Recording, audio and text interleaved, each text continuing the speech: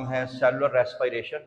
लेकिन cellular respiration से पहले मैं आपको बता दूं कि रेस्पिरेशन से स्टार्ट करेंगे। रेस्पिरेशन, तो रेस्पिरेशन जो होती है वो दो तरह की होती है। एक को हम लोग बोलते हैं एक्सटर्नल रेस्पिरेशन और एक को बोलते हैं इंटरनल रेस्पिरेशन। तो फर्स्ट ऑफ ऑल जो पहली रेस्पिरेशन आएगी वो कौन सी आएगी?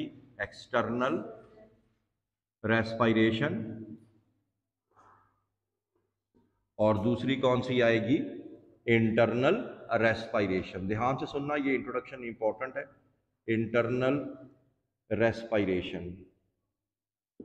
एक्सटर्नल रेस्पिरेशन को आप लोग एक और नाम भी देते हैं, ऑर्गेनिज्मिक रेस्पिरेशन। ऑर्गेनिज्मिक रेस्पिरेशन, इसको एक और नाम भी देते हैं, इसको आप लोग ब्रीदिंग भी बोलते हैं। क्या बोलते हैं?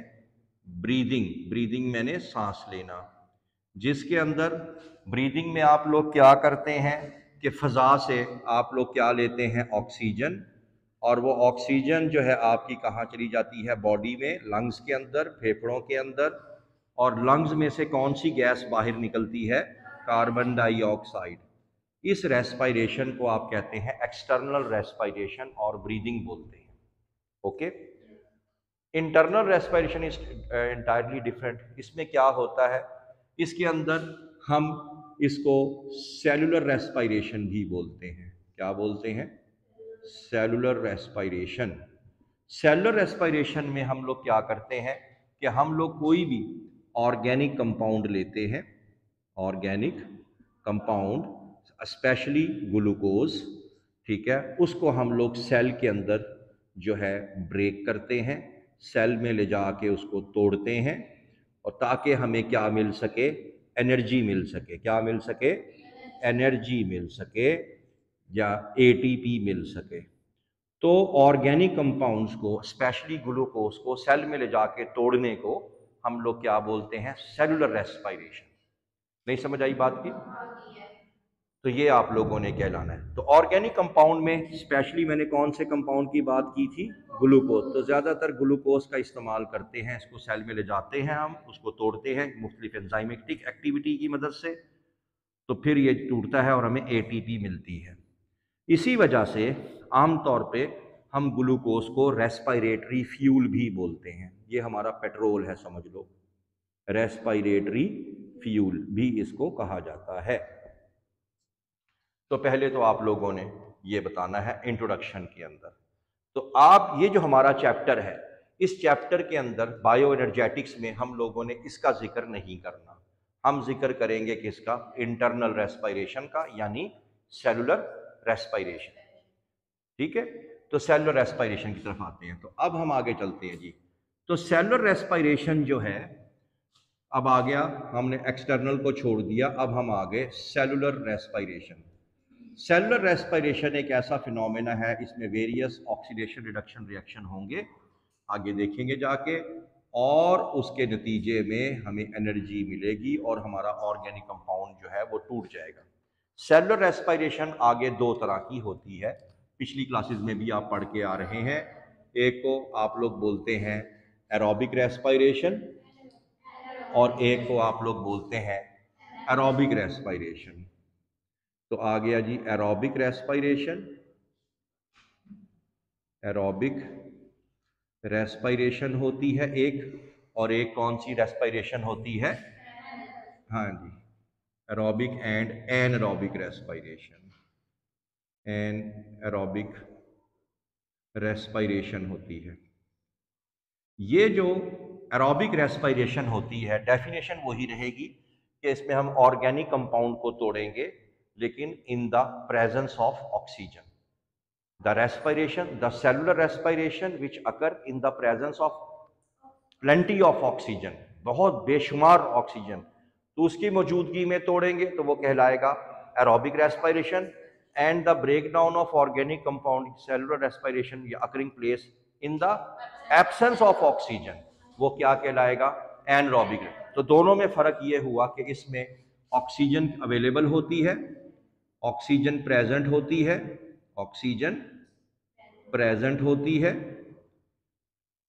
और बल्कि प्लेंटी ऑफ ऑक्सीजन, बेशुमार ऑक्सीजन होती है, और इसके अंदर ऑक्सीजन क्या होती है, एब्सेंट होती है।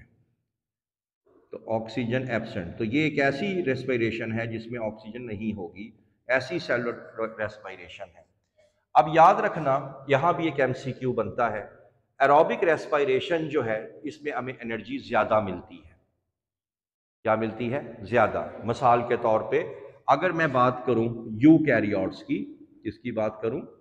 यूकैरियोट्स, यानी वो सेल्स जिनके अंदर न्यूक्लियस भी है, जिनमें मेम्ब्रेन बाउंडेड ऑर्गेनल्स भी हैं, उनके अंदर अगर आप लोग एक ग्लूकोज के मॉलिक्यूल को तोड़ते हैं, वन ग्लूकोज के मॉलिक्यूल को अगर आप तोड़ेंगे तो आपको 36 एटीपीज मिलेंगे, 36 एटीपीज मिलेंगे।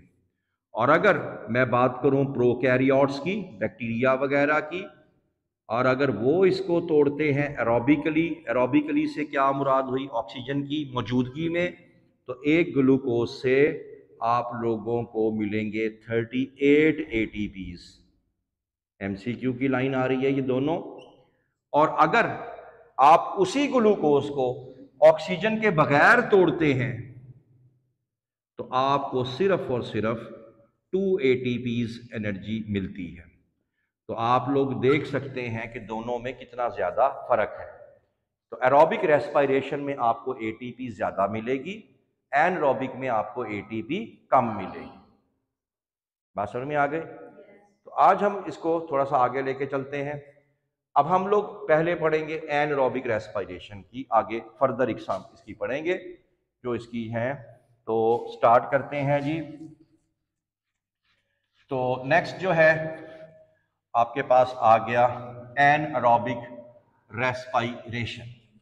तो सबसे पहले जी आज हम लोग पढ़ेंगे anaerobic respiration, the cellular respiration which takes place in the absence of oxygen. नहीं समझ आ रही? ठीक है। अब ये जो होती है ये आगे दो तरह की होती है, दो तरह की होती है जी। दो तरह की कौन कौन सी हैं? एक को आप लोग बोलते हैं लैक्टिक एसिड फर्मेंटेशन। क्या बोलते हैं? Lactic acid fermentation, lactic acid fermentation.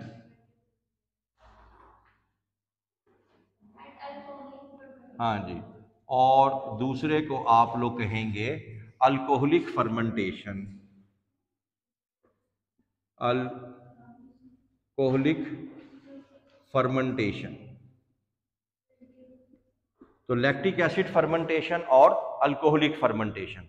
एक बात और याद रख लो कि एनरोबिक रेस्पिरेशन को हम लोग फर्मेंटेशन भी कह सकते हैं। क्या कह सकते हैं? फर्मेंटेशन। तो फर्मेंटेशन आगे दो तरह की हो गई, अल्कोहलिक फर्मेंटेशन और लैक्टिक एसिड फर्मेंटेशन। समझ आ रही है बात? लैक्टिक एसिड फर्मेंटेशन, पहले तो आप लोगों ने ये बताना है ये होती कहाँ पे है। तो प्यारे बच्चों, ये जो है ये आप लोगों के मसल्स में होती है। कहाँ पे? मसल्स में। जब आप लोग बेशुमार भागते हैं, आपका कॉलेज का टूर जाता है, तो आपके अंदर मसल्स में ऑक्सीजन खत्म हो जाती है या कम हो जाती है, तो आपकी जो बॉडी है वो ग्लूकोज को तोड़ती है ऑक्सीजन के बगैर। तो ये जब ऑक्सीजन के बगैर टूटेगी तो आपकी बॉडी के अंदर, आपके मसल्स में क्या इकट्ठा हो जाएगा? Lactic acid. और अगले ही दिन जब आप सो के उठेंगे आपको अपनी टांगों में या बाजुओं में दर्द फील होगा। वो दर्द क्यों फील होता है? कि वो तेजाब इकट्ठा हो जाता है, जिसको हम कहते हैं लैक्टिक एसिड, उसको मेडिकली कहते हैं मसल फटीक। क्या बोलते हैं? कि मसल फटीक हो गई। मेरी बात समझ में आ गई? आप लोगों को बैडमिंटन खेलने की जिन बच्चों को आदत नहीं है, वो जिस दिन 4-5 घंटे 2-3 घंटे खेल लेंगे बैडमिंटन, तो शुरू में तो ऑक्सीजन रहेगी, जब ऑक्सीजन खत्म हो जाएगी तो ग्लूकोज किस में टूटना शुरू हो जाएगी? हाँ जी, लैक्टिक एसिड में। और अगले दिन बाजुओं में शदीद दर्द शुरू हो जाएगी। वो दर्द क्यों हो रही है? इस तेजाब की वजह से, बाई रेस्ट। बात समझ में आ गई? 2-3 दिन रहेगा, खत्म हो जाएगा। अब इसमें क्या होता है, अब सुनते जाओ। अब सबसे पहले होता यह है C6H12O6, ये ग्लूकोज है। ये ग्लूकोज जो है सबसे पहले टूटती है पायरूविक एसिड में। किस में टूटती है? पायरूविक एसिड में। पायरूविक एसिड का formula CH3C double bond O, C double bond O and OH। अगर OH होगा तो पायरूविक एसिड कहलाएगा। इसका फार्मूला क्या बना? Ca123 C3H4O3। समझ आ गई? और जब ये इसमें कन्वर्ट होती है तो क्या बनता है? याद रख लेना, पहली चीज बनती है ADP से। क्या चीज? ATP। और कितनी बनती हैं? दो ADP से क्या बनेगी? 2। और मैं शुरू में ही बता चुका हूं कि एनारोबिक रेस्पिरेशन में कितनी ATPs बनती हैं? 2। सही। और पायरूविक एसिड भी कितने बनते हैं? 2। एक ग्लूकोज का मॉलिक्यूल टूटता है तो MCQ में याद रखना कितने पायरूविक एसिड बनेंगे? 2। तो ये बेसिकली बना पायरूविक एसिड। पायरूविक एसिड बना। और आपकी बुक में यहां पे अगर H जो है आयोनाइज हो जाए, जैसे यहां बुक में लिखा होगा नेगेटिव, तो ये हो जाएगा पायरूवेट। तो पायरूविक एसिड में और पायरूवेट में थोड़ा सा फर्क है। तो आपकी बुक में आयोनाइज्ड फॉर्म दिखाई गई है, तो आप क्या कहेंगे? 2 क्या बने? पायरूवेट बने। ओके, बात समझ में आ गई? अगली तरफ आओ। दूसरी चीज में क्या है? इसमें और क्या बनता है? 2NADH से क्या बनता है? 2NADH2। 2NADH2 बनता है। ये भी एक एनर्जी मॉलिक्यूल है। ठीक है, निकोटिनामाइड एडेनिन डाइन्यूक्लियोटाइड ये बनता है। अब पहला स्टेप ये है। उसके बाद क्या होता है कि यही पायरूविक एसिड अब लैक्टिक एसिड में कन्वर्ट हो जाएगा। तो लैक्टिक एसिड में कन्वर्ट हो जाएगा। कैसे कन्वर्ट हो जाएगा ये आप लोग देख लें। यहाँ पे क्या आया? CH3, C, यहाँ क्या आ गया? OH, यहाँ आ गया H, यहाँ क्या आ गया? C double bond O and O negative. तो ये हमारे पास बन गया। क्या बन गया? ये बन गया लैक्टिक एसिड। लैक्टिक एसिड बनेगा। और लैक्टिक एसिड, पायरूविक एसिड 2 थे तो लैक्टिक एसिड भी कितने बनेंगे? 2 ही बनेंगे। ठीक है। और इस रिएक्शन के दौरान NADH2 दोबारा कन्वर्ट हो जाएगा। किस में? NAD में। बात फॉलो कर गए? तो आपने देखा तो लैक्टिक एसिड का फार्मूला क्या हुआ? C3 3 4 5 और 6 H6 एंड O3। सही है? तो ये है जी आपके सामने जो टॉपिक था लैक्टिक एसिड फर्मेंटेशन का। ठीक है। और जब आपकी बॉडी में लैक्टिक एसिड बनेगी तो आप लोगों को मसल फटीक होगी। भाई क्लियर? समझ में आ गई? अब आ जाएं दूसरी तरफ, इसके अल्कोहलिक फर्मेंटेशन की तरफ। अब ये जो अल्कोहलिक फर्मेंटेशन है बिल्कुल सेम स्टेप में चलेगी, ज्यादा इतना फर्क नहीं आएगा। तो अल्कोहलिक फर्मेंटेशन में आप लोगों ने पहले बताना है ये होती किस में है। तो पहले MCQ क्लियर करें अपना। ये कुछ प्रोकैरियोट्स में होती है।